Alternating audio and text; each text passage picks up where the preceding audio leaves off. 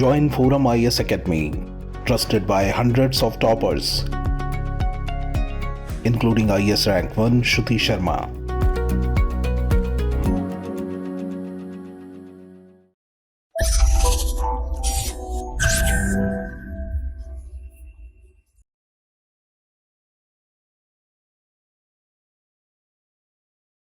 Hello friends, this is Vijay. A very good evening. In our today's discussion, we are going to discuss 5 topics in the slide. The first topic is related to clean technology. Okay. Here the author have been throwing some lights on the domestic examples what we are having for clean technology, and he is making suggestions related to the structural reforms in the clean technology domain. Okay, so this is the first article is all about. Then secondly, it is an article related to international relation. India and Greece, they pledged to upgrade their ties to become a strategic partners. Okay, so let us discuss this article from the perspective of international relations. Then thirdly, it is an article related to a smart cities mission, and highly it will be preferable for the prelims preparation. Okay, so the Indore tops in smart cities contest. So this is the article title. Here we will be seeing what are the progress the states had made in the smart cities contest and what is meant by smart cities mission. Then fourthly, the New Delhi and Tehran drop foreign arbitration clause in Chabahar port. So this is a map-based discussion, and here we will be seeing about the INSTC and the Garland Highway.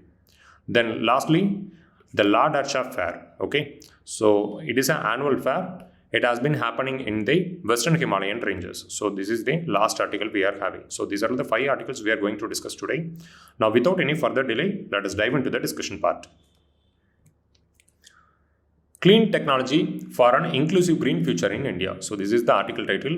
As I already told you, here the author, the Abhishek Jain, he is a fellow at the Council on Energy, Environment, Water and Director of Powering Livelihoods. Okay, so he have been discussing what are the domestic examples we are having for clean technology and what are the structural reforms the government can make in the clean technology sector. Like that he have been arguing. Okay, primarily he states that so whenever the government is looking up for any clean technology, we need to look up that concerned technology from the economic perspective also, because he is stating that we can adopt each and every technology from the clean tech perspective, but it should provide some economic benefits, right? So then only the people will be adopting the technology.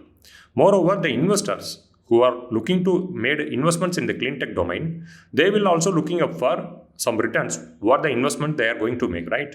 So that's what he is stating, that we are not only supposed to handpick the clean tech technologies from the aspect of environment, but also we need to take certain factors related to the economic domain. So this is the prime gist of the article. Okay, so here with respect to this article, first we need to know what is meant by clean technology.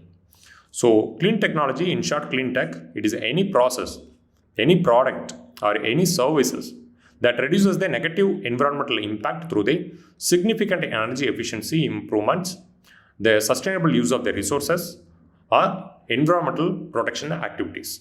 So these are the few basic principles we are supposed to have in implementing the clean technology. So then only we can name it as a clean tech. So primarily guys, we are looking up for energy efficiency, because these days, as we are well known in India, let's say for example, we can take the T&D laws, transmission and distribution laws, what we are having in the energy sector. Okay, so where we are having almost some 30 to 40% the energy loss in the transmission and distribution sector alone. Let's say if you are transmitting 1 unit of energy or 2 unit of energy from the generation end to the customer end, means we will be getting only half of it. So almost half of the energy we are losing in the transmission and distribution process. Okay, so therefore the clean technology, they are looking up to optimize the energy efficiency. What they are going to make here, they will be erecting the solar panels in each and every home or the concerned roof. So from that perspective, we can bring down the energy drops in the transmission and distribution, right? So this is how they will be working. Then they are looking up to use the sustainability in the resource utilization. So with respect to the resource utilization, here the clean tech, primarily it states that we need to ramp up the output of one product as an input to the another product. So in that way, they are formulating a circular economy. So one sector output will be feed as an input in the another sector, right? So this is how they have been devising the sustainability in the clean tech domain. Then thirdly, we are having environmental protection activities. So obviously, we will be reducing the resource consumption, right? So that's how we can bring down the environmental impact of the activities in a greater scale, right? So this is the brief about the clean tech. Then what are the need we are having with respect to the clean tech? Okay, the clean tech, it should promote the jobs and economic parameters of the nation.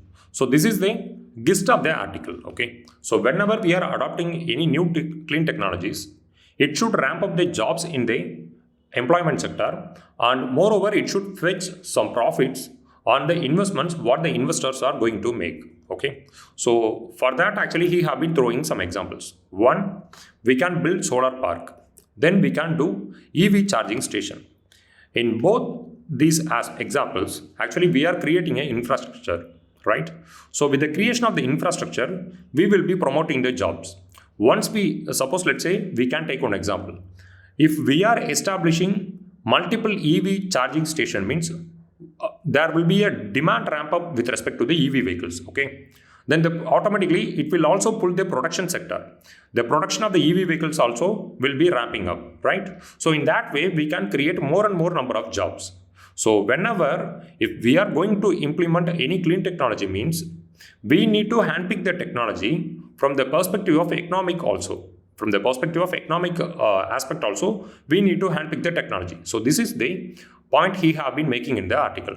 Then as a second example, he have been throwing the reviving of the millets. So reviving of the millets, it will actually reduce the demand for the resources, because we know that in the conventional paddy cultivation, example, we can take desi varieties, right? In desi varieties, these varieties of paddy, it will consume almost some 5,000 liters per kg production of the paddy, okay? But with the implementation of the millets, we can drastically bring down the resource demand.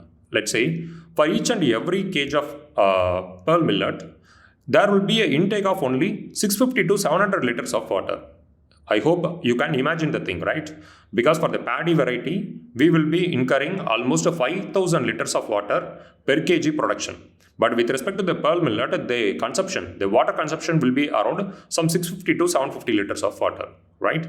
So these are the examples he have been making while highlighting the need for handpicking the clean technology, okay? Then he is stating that we are supposed to take certain structural reforms, because to spread the silent revolution, we need to ramp up the structural reforms. So for that, he have been suggesting certain points. Now let us discuss the key points, okay? The first one is green economy. So we know the basics of the green economy, right? So there will be an energy reduction or energy optimization will be there. The demand for the raw materials and all will be reduced. Moreover, the CO2, the carbon footprint and all will be reduced in the green economic process. For that, he has been showing some examples. The first and foremost is solar dryers in Andhra Pradesh. So in Andhra Pradesh, the production of tomato is extremely high, okay? In certain timeline, the prices will be soared up, and in certain timeline, the prices will be plunged, okay? So that's what he is stating, that they actually devised a processing unit for the tomatoes. So with the help of the processing unit, there they are deploying the solar dryers. So basically what the solar dryers will be doing, they will be dehydrating the tomatoes. And these dehydrated tomatoes, it will be used in the future for any paste making or any sauce making, right? Or for making any chutneys. So this is how they actually devise the value addition to their food. Then he is stating that the biomass powered cold storage in Maharashtra. So Maharashtra is a hub of lemon, okay, citrus production. So in these regions also the same pattern has been witnessing. In some months the prices of the lemons and all will be very high, and in certain months the prices will be plunged. So here also the farmers, those people who are looking up for good profits, they actually devise the biomass powered cold storage. Here the main raw materials will be the biomass waste, okay? The farm waste, the hotel waste, everything will be collected and they will be sun dried and it will get burned in the combustion chamber. So this is how the device have been working. So with the help of the cold storages, in this timeline, the Maharashtrian farmers, they are able to fetch almost 5 times the profit what they were making previously in the lemon. Okay, it actually boosted the rural income, especially the rural women income. Okay, and it also empowering the women to purchase the things what they want, right? Actually, it enhances the commanding power of the women in the family, right? So this is what he have been describing here. Then he is stating that it is a silent revolution, therefore it needs a structural boost, because the government they doesn't aware of the ground situation, right? Because the farmers they themselves adopting the local technologies with modern tenets, and they have been expanding the production base and all, right? So that's what the author has been stating, that we want a structural reform in the clean tech sector. Then he is also stating that the rural economy, especially the Indian rural economy, it consists of almost 120 million farmers and almost 34 million MSME enterprises are there. In yesterday discussion itself, we had discussed about the production of the MSME, right? They almost contributing 50% of the GDP, not only for India, but in the global scale, okay? They are contributing for almost 50% of the GDP, and they are also contributing for the 65% of the employment. So in each and every country, in a global range, we can say that almost 40 to 60% of the employment has been provided by the MSMEs, okay? So he is stating that the often struggles with unreliable electricity access. Who are suffering with unreliable electricity access? The farmers and the MSMEs who are operating in the rural region, okay? So they are also depending upon the expensive imported crude. So he is stating that these people, the farmer community and the MSME community, they can harness the potential from the clean technology. We can say they can erect the solar panels in their venues, and they can extract the solar power. So in that way, they won't be relying on the expensive imported crude, right? So this is the point he have been making here. Then guys, with respect to this article, he is making some certain suggestions, right? The first and foremost suggestion is leveraging existing programs to boost their livelihoods, okay? So already we are having a program, so we can utilize the potential of those programs in providing providing some greater spread to the clean techs, okay? For that, he is throwing certain examples. The first and foremost is PM Mudra Yojana. Under the PM Mudra Yojana, we have been providing the loans to MSME enterprises. So Shishi, Kishore, Tarun, there are 3 loans are there, right? So with the help of PM Mudra Yojana component, we can provide assistance to the MSMEs for the adoption of the clean technologies. So this is what he have been making here. Then guys, the second example he is showing that PM formalization of micro food processing scheme, okay? So with respect to the food sector, the people who are working in the food sector, they are responsible for almost 20 to 30% of the losses in the food sector. Almost we have been producing some 280 million tons of rices and wheat, but we are not able to provide sufficient food to the vulnerable section, right? In India only, the proportion of the hunger is very high, okay? Even though we have been providing a greater amount of food through the production capacity, but we are not able to satisfy the hunger among the people. So for that, he have been stating that under the PM formalization of micro food processing scheme, we can expand the footprint of clean technology in the micro food enterprises. So this is what he have been making here. Secondly, he is stating that who will be providing the funding? The banks, they should come forward and they should provide the funding, right? But without any protocols to provide the funding, how they will pound out the funding to the MSMEs? So this is the point he have been making in the second suggestion. So enable large-scale financing of the clean tech solutions. It requires supporting bankers' capacity and credit enhancement on clean technology. Suppose you are approaching the banks for some funding, okay? Suppose you are going to kickstart on project on clean technology. So for that, you will be requiring the funding. So what the banks people will do, they will come to know about your project and they will do certain assessment, right? For that assessment, they will be having certain protocols. So these protocols and all need to be devised by the banking community, right? So that's what he has been stating, that it requires supporting bankers' capacity on credit enhancement on clean tech.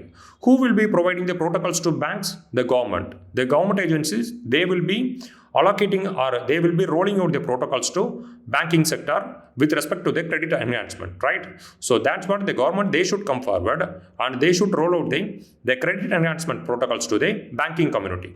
Then he is throwing one example here. Adopting some of these principles helped the powering livelihoods as 𝐶EW will grow initiative to unlock some 300 plus loans for clean tech solutions for women, self-help groups, FPOs, and individual entrepreneurs. Actually, the author, he belongs to the Powering Livelihoods. He is a director of the Powering Livelihoods. That's what he has been making a case here, and he is stating that they actually devised a certain credit enhancement protocol and all. Okay, with the credit enhancement protocol, they are capable to roll out some 300 plus loans for the women self-help groups and FPOs. So this is what he have been making here. Then what is the third step they are having? Multi-actor partnerships between the tech innovators, manufacturers, distributors, service providers, financiers, and market linkage players to enable a overall ecosystem. In each and every domain, guys, there will be a supply, there will be a demand, right? So from the supply aspect, who will be the partners? The financial agencies and the tech support providers or the tech service providers, okay? So these people will be there in the supply end. And in the demand end, the people who are consuming the resources or who are consuming the resources, services will be there. So these two agencies, they need to be clubbed together. Then only the market and the market demand and the market supply will match, and the concerned demand product will be produced in this production end. Okay. So this is the third suggestion he is making here. For that, we are having certain challenges. What are the challenges we are having with respect to the market system, with respect to the clean technology? The first and foremost is low product awareness. See, the development of the clean technology and the implementation of that clean technology with respect to India has been happening in a haphazard way. So there is a product awareness, there is a lack of product awareness among the citizens. So this need to be resolved. Then secondly, he is stating that high customer acquisition, because the clean technologies, they are coming along with high product cost, right? So the adoption of clean technology itself is difficult for the local players, okay? So that's what he has been highlighting it as a second challenge. So therefore, the government, they should come forward and they should enhance the awareness. Moreover, they should support the agencies who are going to procure the local technology with the financial support. Okay, so these are the few things he have been making here. Then in the conclusion part, he is stating that there is a need for the holistic ecosystem. So what will be the holistic ecosystem? Each and every stakeholders, they will be contributing to support the system, and they will be furthering the enhancement of the clean technology in the local domains, MSMEs, and throughout India. So this is what he have been making in the conclusion part, right? So with respect to this article, what are the things we have seen so far? The first one, what is meant by clean technology? And he is stating that what are the changes we need to make in the clean technology and how we can deepen the penetration of clean technology in Indian context and especially with respect to the MSME sector. Then he is stating certain suggestions. What are the suggestions we can take as a structural reform? Okay, so these are the few points he have been making here. Now let us close this article here. Let us move on to the next one. This is the second article, guys. India and Greece pledged to upgrade the ties to become a strategic partners. So with respect to the strategic partnership, already we are having a strategic partnership positions and the deals with Australia and with respect to Singapore, right? So in the future, we will be concluding a deal and we will be accrediting Greece as a strategic partner in the international domain.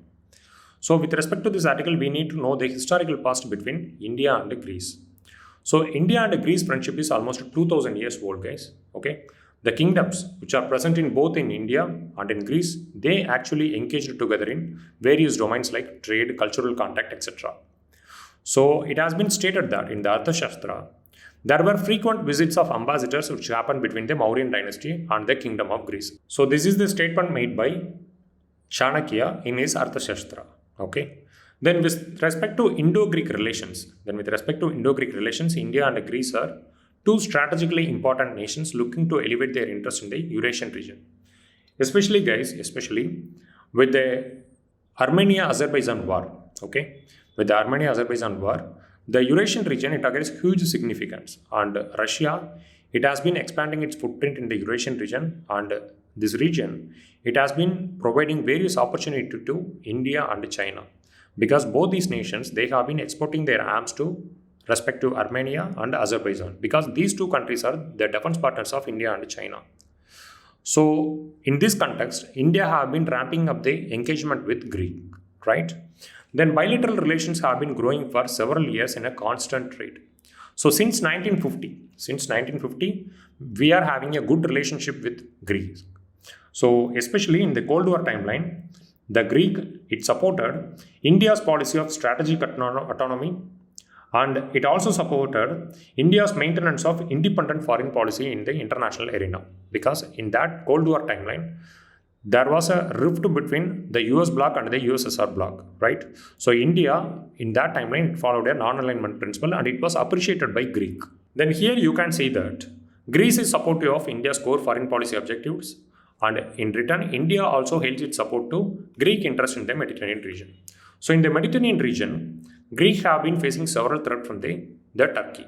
Okay, so this is the prime motive behind India's interest in supporting the Greek in the Mediterranean region. Then with respect to defense cooperation, all it started in the year 1998. Since 1998, these two countries, they have been engaging in several joint programs over the protection of the ammunitions, right? And they are also involving in the tech sharing in the defense domain.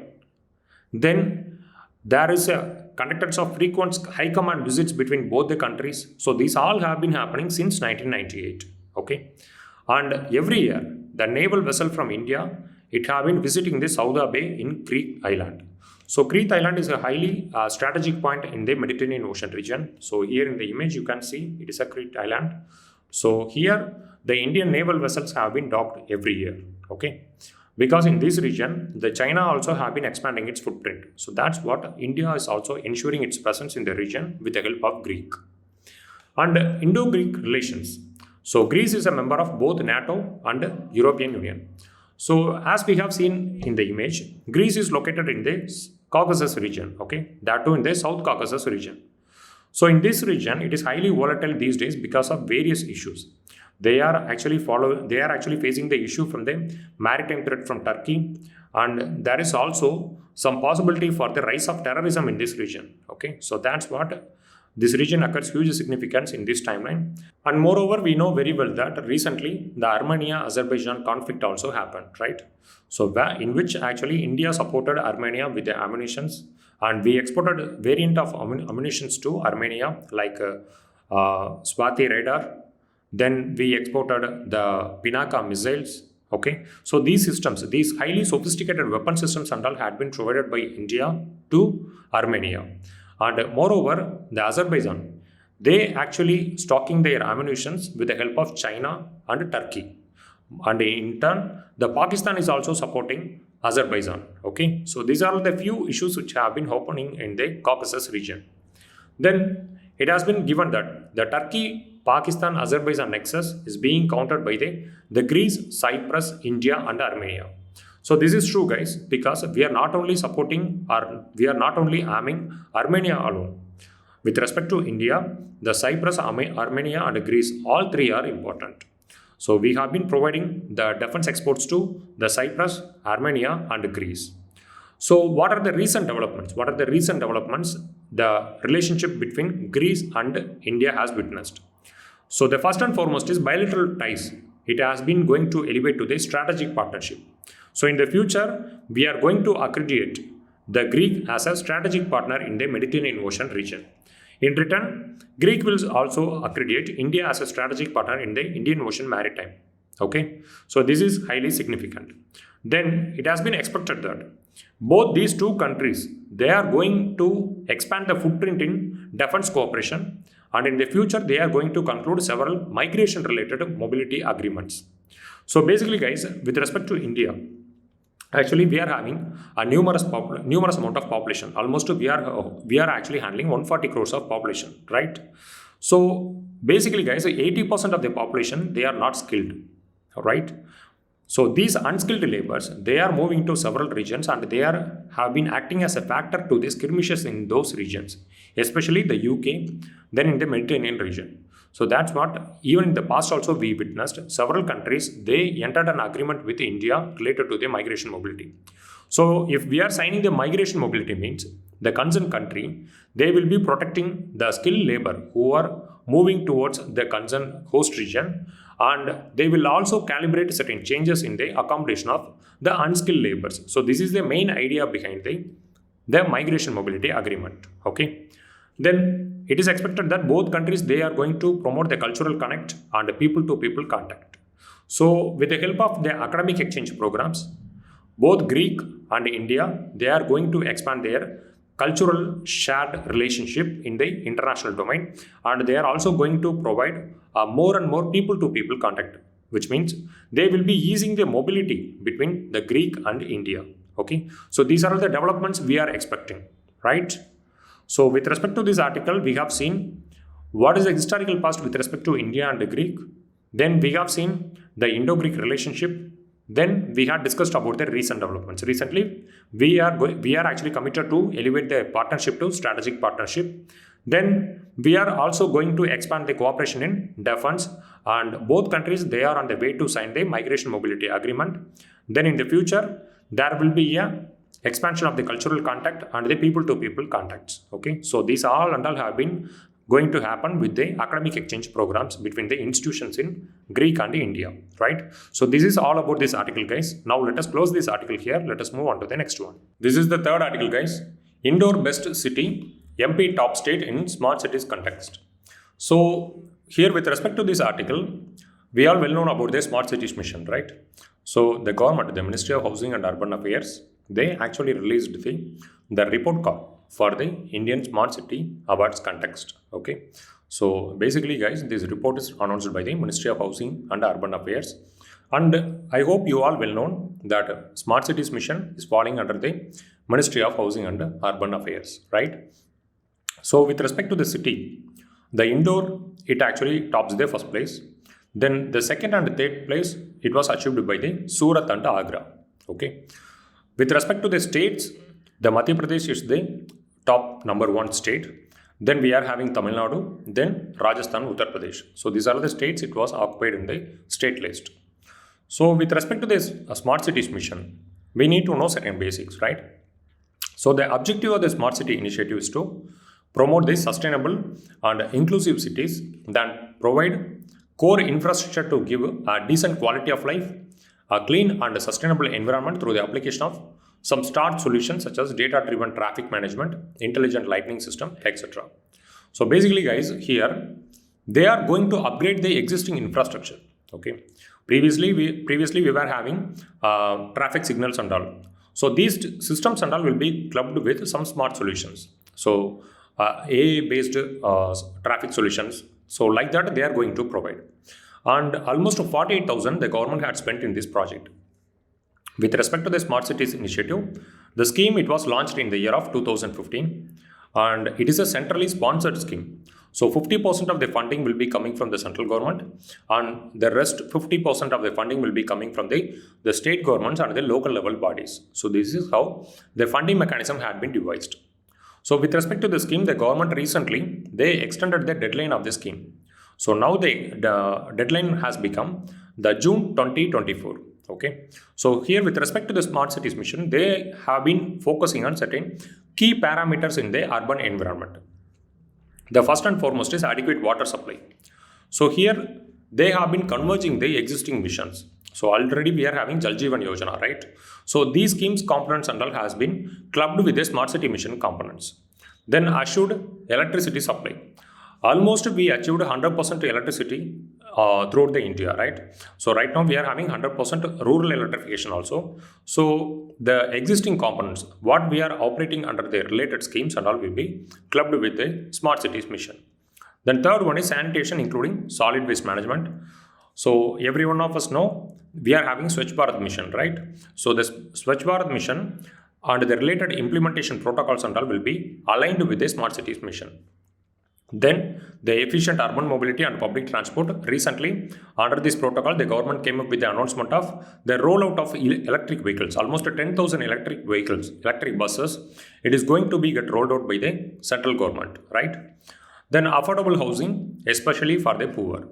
Then robust IT connectivity and digitalization. Then good governance, especially the e-governance and the citizen participation, and sustainable environment. Then safety and security of citizens, particularly women, children, and the elderly. So here with respect to the Smart Cities mission, guys, the stakeholders, the beneficiaries will be from each and every sector, each and every age group. Okay. So the government, they will be providing the necessary amenities to the people who are in dire need. So that's how the scheme has been devised. And it is expected that the scheme and the implementation of the core programs and all will be get completed before March 2024. Even though we are having deadline up to June 2024, but it is expected that all the schemes and the related implementation protocols and all will be finished off before March 2024. Okay, and once again, let me tell you, the scheme is under the Ministry of Housing and Urban Affairs, right? So this is with respect to the Smart Cities mission. Now let us find up this article here. Basically guys, this article is highly important from the aspect of prelims, okay? You can quote it as an example in the mains GS3, right? So basically guys, this article is a scheme based article, right? So it will be important for prelims, but they can ask you some challenges. What are the challenges we are having? Smart City mission, like that they can ask you in the mains perspective. But if they are asking for the challenges, means we can elucidate what are the challenges we are having in the urban infrastructure, and we can quote that these are the challenges we are having, and even after the implementation of the Smart City mission, there is no drastic improvement in the challenges what we were having in the past. Like that we can conclude the answer, right? So let us wind up this article here. Let us move on to the next article. This is the fourth article guys. The Tehran and New Delhi, they drop foreign arbitration clause in Chabahar port issue. Okay. So here with respect to this article, we need to know certain basics of the Chabahar port and the Indo-Iran relationship. So since 1950, we are having good relationship with the Iran. Okay. So we don't have any issue, even they might have internal crisis, but we actually formally conducted the relationship in a good way. So this is with respect to Iran. So India, it has been showing high interest in Chabahar. Why there is a need for Chabahar to India? Because from the Chabahar, we can go deeper into the Afghanistan through the rail and the roadways. So that's what. It has been improving the connectivity between Afghanistan and India. Moreover, India is having high security interest and geostrategic interest in the Afghanistan. So these are all the few factors which makes Chabahar a lucrative option for India. Okay. So with respect to this article, we need to know what is Chabahar port and what are the issues, then what is meant by INSTC. Okay, so these are the few stuffs we are going to discuss here. And with respect to the Chabahar, in the year 2017, the United States, they unilaterally withdrawn from the JCPOA agreement. Okay, so the JCPOA agreement, it was signed in the year of 2015 and it was unilaterally withdrawn by United States in the year of 2017, and they imposed sanctions on the Iran. They also pressurized India to abide by the sanctions. So India abide by the sanctions, so it attracted the wrath of Iran. So Iran, it showed its reluctance towards India in the Chabahar port construction and maintenance. Okay, so these are all the happenings which were happened in the past. But recently, Iran, it was admitted into the BRICS. Okay, so now the strained relationship were normalized. And in these days, they actually concluded that both New Delhi and Tehran both concluded that the arbitration case related to the Chabahar port, it will be conducted in the Iran. So it will be conducted in the Iran, and the cases and all will be proceeded under the Iranian jurisdiction, and the Iranian courts will be hearing the cases from now onwards. And here they both quoted that they will be abide by the UN Commission on International Trade Law. So which is favored by the India over other international trade arbitration mechanisms. Okay, so that's what they both mutually give assent to the UN Commission on the International Trade Law. So the cases and all related to the Chabahar port, it will be hearing in the Iranian court, and which is under Iranian jurisdiction, and they won't follow any Islamic laws. Okay, they won't follow any Islamic laws, but they are going to abide by the UN Commission on International Trade Law. So this is what they have been discussing in the article. Okay. Then with respect to the Chabahar, once we are having access to the Chabahar, means we will be getting the connectivity to the Afghanistan. Here we are having a Garland highway. It has been constructed by India. So between Afghanistan and India, we can ensure the mobility of goods, people through the Chabahar. Okay, this is the main idea behind the Chabahar-Dalaram highway also. So between Chabahar and Jaranj, we are having a railway line. Okay, so the goods, after getting shipped, it will reach Chabahar and it will reach the Jaranj through the railway line. So this portion is the railway line. Okay, and from Jaranj to Dalaram, we are having a roadways. So after reaching the Dalaram, we are having a Galan highway. It is constructed by India and it has been connecting several important towns in the Afghanistan. So this is the main idea behind the acquisition of stakes in the Chabahar port, right? Now we are going to discuss about the INSTC, okay? So International North-South Transport Corridor. So here in the image you can see we are having a Suez route and INSTC. So yesterday we had discussed a brief about the Suez route and the Northern Sea route, right? But today we are going to discuss the comparison between the INSTC and the Suez route. So with respect to the Suez route, the route have been traversing through the Strait of Gibraltar, Red Sea, okay? Then we are reaching the Mediterranean Sea. Then after traversing through the North Sea, we are reaching the St. Petersburg. So this is the connectivity we are having between the India and the Russia. So the Mumbai-St. Petersburg Maritime Corridor is there, right? So it is the line it has been showing here. So here is the Mumbai and in the above we are having St. Petersburg. So this is the maritime corridor we are having with the help of the Suez route. So to cut down the time requirement and to cut down the resource requirement, we actually devised the INSTC. So in the INSTC, we are actually approaching the Bandar Abbas port. Bandar Abbas port, it is located in Iran. And moreover, we will also utilize the infrastructure in the Chabahar port also. Okay. So these two ports and all will be utilized by India for shipment of goods and people. So after reaching Bandar Abbas, it will be taken to Baku. Baku is the Azerbaijan's town. Then we will be reaching the Astrakhan. Then we will be reaching Moscow. So this is the main idea behind the INSTC. So INSTC it came into existence through the help of Ashgabat Agreement. So India acceded to the Ashgabat Agreement. So this is a brief about the INSTC. In both the Garland Highway and in the access to the St. Petersburg, we are going to utilize the infrastructure in Chabahar port. So this is the main idea behind taking these two diagrams. Okay. So now let us wind up this article here. Let us move on to the next one. So this is the last article, guys, and this is related to the La Dacha Fair. Okay. So the La Dacha Fair, it symbolizes the trade contact between the Tibetan region and the Western Himalayan region. Okay. So basically, it is a cultural fair where the traders from the Tibetan region will be gathered along with the traders from the Western Himalayan region, and they will be exchanging the goods in a barter way. So this is how the fair it became highly important to both the Tibetan culture and to the Western Himalayan culture. And with respect to this trade fair, it actually suspended during the 1962 Chinese war timeline. Okay, so between 1962 to 1964, the trade fair it didn't happen.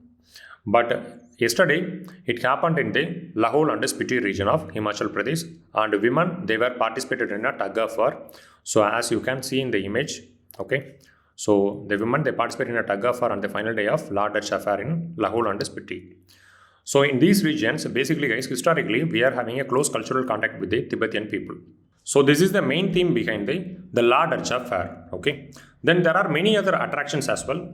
Horse races, traditional songs and dances, especially the Cham and Bucham from Spiti, archery competitions, special Buddhist sermons, large community meals, everything to keep the participants engaged and mirthful.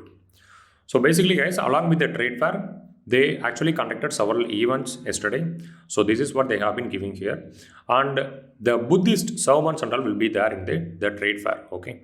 Because Tibetan Buddhist people, they will be gathering in their location, right? So in India also we are having Buddhist. So these two people, they will be conducting the special Buddhist sermons and all in their trade fair. Okay. So this is what it has been given in the article. It is highly significant for prelims, guys. So with respect to this article, what we have seen, what is the La Dacha Fair and where it is happening, and what is the historical past of the La Dacha Fair, and why it is suspended in the 1962-1964 timeline. Then what are the other activities it has been carried out along with the cultural trade fair. Okay. So these are the few stuffs we have seen in this article. Now let us have a brief recap on what we have seen in our today's discussion. The first article, it is related to the clean technology, where we have seen about so the first article is related to the clean technology. So where we had discussed about the potential of the clean technology and what are the structural reforms we can take. Okay, this is what we have seen in the first article. Then it is an article related to the Greece. So we actually discussed the Greece-India from the international relation perspective. Okay, so this is the second article we have seen. Then thirdly, we have seen an article related to Smart Cities Mission. Okay, so with respect to the Smart Cities Award context, what are the results? So this is what we have discussed along with the basics of the Smart Cities Mission. Then fourthly, we have seen an article related to Iran, especially the Chabahar port and the related foreign clauses. So the foreign clauses and all will be removed. So the arbitration, everything related to the Chabahar port, it will be carried out under the Iranian jurisdiction, that too in the Iranian courts. So this is what we have discussed in the fourth article. Then we have seen about the INSTC, the transport corridor, what the India, Russia had been devising. So this is what we have seen in the fourth article. Then lastly, it is an article related to La Dercha. Okay. So La Dercha is the last article we have seen. Okay. So now let us wind up this article here. Let us move on to the question section. So this is the mains question for you. Critically examine the initiatives of clean technology in India. Suggest your opinion to scale up the initiative in Indian context with the local examples. Right. So basically, guys, with respect to this question, I hope you would be framing the answer with the content what we had discussed in the first article. Right. So here in the introduction, just to give an intro about the clean tech, and you can brief about the initiatives what the government had taken so far, and how in the local level, how in the grassroots level, the people have been devising the local level clean technology, then how the government can ram up with the structural reforms. So this is what you are supposed to discuss here. Okay. So now let us move on to the question section with respect to prelims. So this is the first question for you. Consider the statements related to La Dercha festival. It is an important festival to the Mongoloid tribal groups living in India, and it is having traits from Buddhism, and it marks the key festival in the Western Himalayan region. Okay. So here with respect to this question, obviously the Mongoloid tribal groups, they will be participating in the La Dercha fair, but it is not only exclusive to the Mongoloid tribal groups alone. Okay. So therefore we can lift the option number 1. And it is having traits from Buddhism. As I already told you, there will be a conduction of the Buddhist sermons and all. The special Buddhist sermons and all will be conducted by the Buddhist monks, right? So the second option is right. Then it marks the key festival in the Western Himalayan region. This is also true. So it is the great cultural trade fair which has been happening since historical times. So 2 and 3 are right. So for the question number 1, we are having B as a right answer. So this is the second question. Consider the following statements related to INSTC. So International North-South Transport Corridor. Ashgabat Agreement gives birth to the INSTC. This is true. Okay. So India and Russia are also a part of Ashgabat Agreement. And here with respect to INSTC, the route has been traversing through the Bandar Abbas. It will reach the Baku, then it will reach the Moscow. So this is how the route has been devised. And it will enhance the mobility between Russia and India. And it will also cut off the shuttling time between the Russian ports and the Indian ports. Okay. So the first option is right. Then it connects India to Russia through the Azerbaijan. So this is also true. Right. So both the options are true. Answer option C is the right one for question number 2. Finally, guys, we are arriving at the end of the discussion. I hope you would be liking this discussion. Please subscribe to ForumIAS in all social media platforms. Press the like button. Let me catch you in another discussion in the upcoming days. Thank you for your patience. Bye.